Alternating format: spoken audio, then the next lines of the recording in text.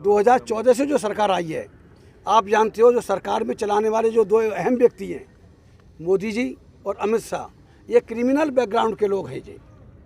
आप इनका रिकॉर्ड देखिए, बीबीसी ने भी कर दिया, हम लोगों ने भी देखा है किस तरह से हिरेन पांड्या को मरवाया गया, जस्टिस लोया को मरवाया गया। ये क्रिमिनल्स जो इस देश की गवर्नमेंट चला रहे हैं, तो क्रिमिनल्स क्यों नहीं रखा? अगर क्रिमिनल ही इस देश का मुखिया बन जाएगा, इस देश का प्राइम मिनिस्टर बनेगा, होम मिनिस्टर बनेगा, तो फिर उसको कोई भी डिमॉन्स्ट्रेशन से या किसी भी आवाज़ को उससे क्या फ़र्क पड़ता है? फिर भी आप इकट्ठा क्यों नहीं हो पा रहे? क्योंकि आप कह रहे हो कि ये लोग क्राइम मैन लोग हैं। देखिए, वो प्रोसेस चल रहा है, हम लोग कोशिश कर रहे हैं। ये पॉलिटिकल लोग हैं, पॉलिटिशियन हैं, वो अपने निजी स्वार्थ के लिए नहीं इकट्ठे हो रहे हैं। उनमें मैं समझता हूँ, जो मैंने देखा, उनसे मिलने के बाद देखा है, 90% लोगों को यही आरएसएस और बीजेपी चला रहा है। तो ये ऐसे लोगों को जब आरएसएस बीपी उन्हें कंट्रोल कर रहा है, बीजेपी कंट्रोल कर रहा है, तो किस तरह से उनको इकट्ठा करेंगे? फिर भी हमारी कोशिश है निश्चित तौर पे। अगर ये क्रिमिनल है उनको जी, जनता बार बार लाइक कर रही है। नहीं, जनता नहीं लाइक कर रही साहब। जनता में एक मशीन ले आए हैं, ये जो ईवीएम से निकला हुआ चिन्ह है, उसका नाम नरेंद्र मोदी है। ईवीएम से निकला हुआ दूसरा चिन्ह है, उसका नाम अमित शाह है। क्या कहेंगे? अभी कह रहा है कि सब एक देश एक संविधान एक जो जा रहा है। हाँ, देखिए सबसे पहले जानना चाह रहे थे, लेट मी से, यूसीसी ने बात मॉबलिंग की हो रही है, हम ये जानना चाह रहे हैं आपसे कि आप इकट्ठा नहीं हो पा रहे हैं। उनको छोड़िए, यूसीसी का मामला नहीं कर रहे हैं आप यूसीसी लेके बैठे हैं यहाँ पे। देखिए, ये जो मॉबलिंग हो रही है, फोन किसका है भाई? बंद कर दो। अरे भैया, ये हमारा आप ये जो मॉब लिंचिंग नहीं रुक रही है, ये सरकार की सह पे हो रही है। गवर्नमेंट स्पॉन्सर्ड है, सेंट्रल गवर्नमेंट स्पॉन्सर कर रही है इस बात को। क्या मजाल है, एक के बाद दो, एक के बाद हजारों वारदात हो चुकी हैं, सैकड़ों हजारों मुसलमान मारे चुके हैं। और आपने वहाँ उसमें देखा ना, उना में तो 4 लड़कों को सिर्फ मरी हुई गाय की खाल उतार के ले जा रहे थे, उनको 4 किलोमीटर तक जीप से उस गाड़ी से बांध के खींचा। तो ये घटना इसलिए नहीं रुक रही है। सरकार जो कहती है, बार बार कहती है कि ऐसा हो रहा है, तो हमारे देश में संविधान है, कोर्ट है, तो आप इसका ये मुद्दा कोर्ट में और सुप्रीम कोर्ट में उठा दें मजबूती से। देखिए, सुप्रीम कोर्ट में अभी आप कोर्ट की बात कर रहे हैं। जैसे बाबरी मस्जिद का जो डिसीजन आया, उससे हमारा सुप्रीम कोर्ट और सारे आगे न्यायपालिका से हमारा भरोसा उठ गया है। हम इस न्यायपालिका के हम अभी कुछ कह नहीं रहे हैं, लेकिन इस न्यायपालिका से हम न्याय की उम्मीद नहीं कर सकते। शब्द आपने इस्तेमाल किया है, क्या ये आपत्तिजनक नहीं है? कौन सा? हिंदू आतंकवाद। ये क्या है? आप देखिए, मेरा जवाब दीजिए, मेरा जवाब दीजिए। क्या दलितों को जो बहन बेटियों के बलात्कार होते हैं, 99% कौन है? हिंदू है कि कौन है? क्या मुसलमान बलात्कार करता है दलितों की लड़कियों का? क्या कोई ईसाई करता है या कोई सिख करता है? क्या हिंदू आतंकवाद करता है? बिल्कुल हिंदू आतंकवाद है। आई कैन चैलेंज, मैंने कहा है, आज से नहीं कर रहा हूँ, मैं पिछले 20 साल से। और हिंदू आतंकवाद के खिलाफ मैंने रैली भी की थी मेरठ के अंदर मैंने रैली की। आप नोट करिए, बिल्कुल लिखिए, रिकॉर्ड करिए इस बात को। आप हिंदू आतंकवाद कह रहे हैं और फिर कह रहे हैं कि दलित भी प्रताड़ित है, तो दलित क्या हिंदू नहीं आता है? अगर दलित हिंदू होता तो निश्चित तौर से उसे मारा नहीं जाता, मॉब लिंचिंग नहीं मारा जाता, उनकी बहन बेटियों का बलात्कार नहीं होता। अगर ट्राइबल्स हिंदू होता तो उसके मुंह पे कोई ब्राह्मण पेशाब नहीं करता। अगर मुसलमान तो चलो जाने दीजिए, अगर हम ये डॉक्टर अम्बेडकर ने कहा था कि हिंदू हमें हिंदू नहीं मानता, हमारे ऊपर जुल्म करता है, मुसलमान और ईसाई हमें हिंदू समझकर हमसे दूरी बना के रखते हैं, तो बताएं हम ऐसे स्थिति में जाएं तो जाएं कहाँ? तब उन्होंने कहा था, जो बड़ा समाज है, जो बड़ा समाज का हमें अभिन्न अंग बन जाना चाहिए और एक ताकत बना के मुकाबला करना चाहिए। तो आतंकवादियों के संगठन होते हैं, क्या तुम मानते हो क्या हिंदू आतंकवादियों के भी संगठन है? नहीं, क्यों नहीं है। देखिए, ये 2 तरह से, जब सरकार में ही आतंकवादी बैठे हुए हैं, सरकार को चलाने वाले, आई कैन चैलेंज, मैं कह रहा हूँ, खुला कह रहा हूँ, आप करिए रिकॉर्ड, जो सरकार को चलाने वाले ही जो आतंकवादी रहे, जो 2011 तक जो तड़ी पार रहा है जो शख्स, वो इस देश का गृह मंत्री है।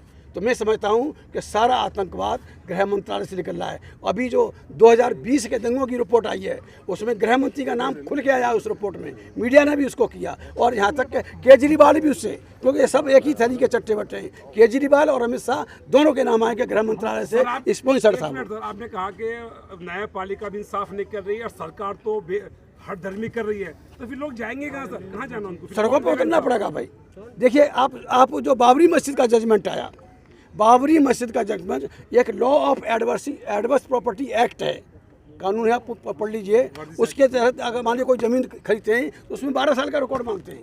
अगर प्राइवेट ज़मीन पर किसी का 12 साल का रिकॉर्ड है ऑन लिखित में तो उसे बेदखल नहीं किया जा सकता। सरकारी ज़मीन पर 24 साल से कोई अगर बैठा हुआ है तो उसको बेदखल नहीं किया जा सकता। बाबरी मस्जिद 400 साल पुरानी थी, 400 साल पुरानी मस्जिद को आपने मुसलमानों से बेदखल करके हिंदुओं को कैसे दी? किस बात पे? एक प्रश्न ये है कि जिस तरह मॉब लिंचिंग में एक संप्रदाय विशेष, मैं खुला कहूँगा कि मुसलमान निशाना बन रहे हैं। लेटेस्ट मॉब लिंचिंग जो अभी दिखाया जा रहा है जिसमें एक बच्चे को सिर्फ नाम पूछ के जूतों से चप्पल से पिटाई हो रही है, क्या मुसलमानों को इतने बड़े सबसे बड़े अल्पसंख्यक समुदाय को हाशिए पर लाने की कोशिश की जा रही है?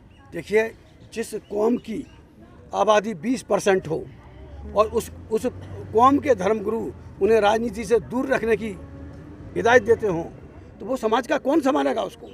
जब राजनीति, देखिए आप मुसलमानों ने 800 साल राज किया और जैसे ही राजनीति से मुसलमान दूर गया उसके हाल बद से बदतर होते गए। और जैसे हम लोग दलित -0 पे थे, SC ST और OBC के लोग -0 पे थे, जैसे ही हम बाबा साहब की बात मानकर राजनीति की तरफ बढ़े तो देख लिया आज मैं किस रूप में बैठा हूँ। मैं आजकल मैं क्लास 1 अफसर रहा हूँ इस देश के सेंट्रल गवर्नमेंट में। उनका धार्मिक नेतृत्व जिम्मेदार है, आप ये कहना चाहते हैं? जी, पॉलिटिकल नेतृत्व, धार्मिक नेतृत्व और सामाजिक नेतृत्व, तीनों नेतृत्व जिम्मेदार हैं। तीनों एक राय नहीं है, इसलिए मुसलमान पड़ रहा है। जिस कौम के रहनुमा, जिस कौम के रहबर अगर सौदेबाजी करें, दलाली करें, सीटों का सौदा करें, सीटों की भीख मांगें, ऐसे कौम को कौन बताएगा? 20% नहीं, आप 50% हो जाए फिर भी मुसलमान इस देश में पड़ेगा। आपसे ने पूछा आखिर ऐसी जहाँ पे न्यायपालिका भी ठीक से आप कहना न्याय नहीं कर रही है, सरकार हदर नहीं कर रही है, तो आखिर जो आम जनता जो पिस रही है उसके पास क्या ऐसे रीजन क्या है, वो क्या करे?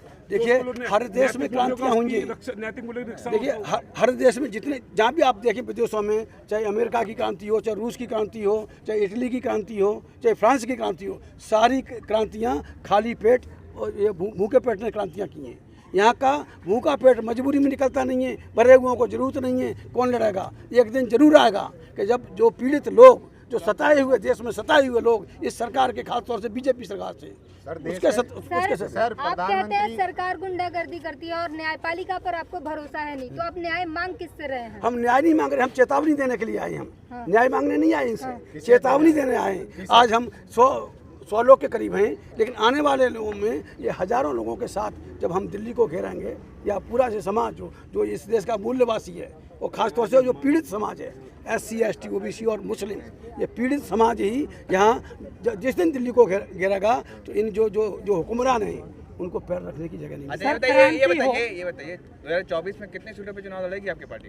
2024 में अभी मैं पार्टी की बात नहीं कर रहा हूँ। अच्छा, अभी हम 4 लोगों से मिल रहे हैं, बातचीत कर रहे हैं कि आम राय बन जाए, हमें चाहे एक सीट भी न दें लेकिन हमें इस्तेमाल कर लें। हमने ओवैसी साहब को भी कहा कि हमें आप सीट मन दो, सारी सीटें आप ले लो, लेकिन आप हमें इस्तेमाल करके आप उस दुश्मन का मुकाबला कर सकते हैं। हमें सीट की वो नहीं है। इस समय देश को, समाज को बचाने की जरूरत है। विपक्षी एकता को आप समर्थन देंगे? विपक्षी एकता होने वाला है? नहीं, ये विपक्षी एकता में आपको कौन सा विपक्ष बताते हैं? कांग्रेस नाम पे कितने मुसलमान, लाखों, कितने दंगे हुए, कितने मुसलमान मारे गए?